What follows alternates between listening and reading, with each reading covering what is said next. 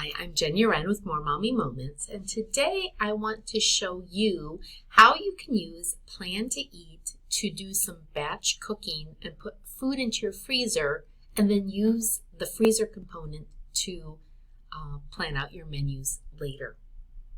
As always, if you don't yet have access to Plan to Eat, I have a link below where you can sign up for a 45-day free trial.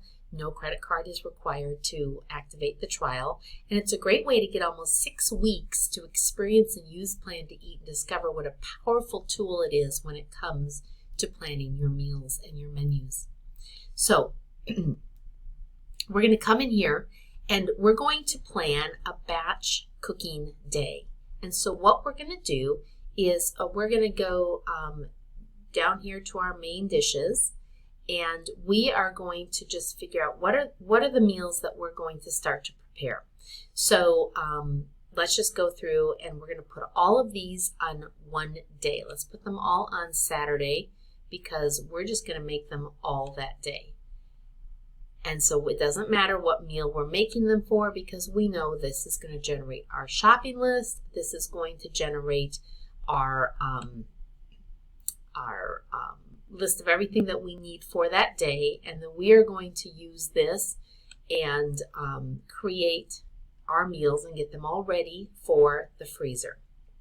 Now, you're going to want to have had notes within each of these recipes if you do this so that you know how far to cook it or how to assemble it for the batch cooking process.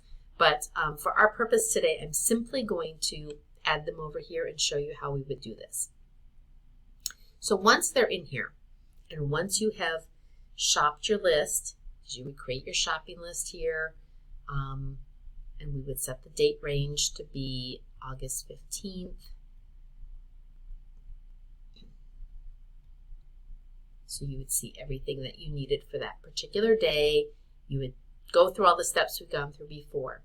But once you have created your meals and gotten them ready for the freezer, you're going to come here and you're going to click on this little 4-arrowed symbol, and it pulls up this here.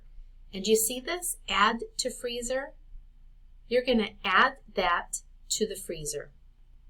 And if you did 2 or however many, you can update it, but it adds it to the freezer here. And so this way you know this is not actually a meal that you're going to eat. This is now something that is in the freezer. So we'll add those 2 things here. And now let's come over here to our freezer. And we are going to look and see, and it puts it in last on the list. So the most recent things you've put in your freezer are over here. But now you see that both of those meals are on the freezer inventory. So we could take these and we could plan them out. And it automatically is going to tell you that you need to pull it out the night before so that you have it ready for dinner. So this also makes it very, very easy for you to batch cook, put things in your freezer, and use your freezer inventory. And then you can see it removed it immediately from the inventory. It's no longer there.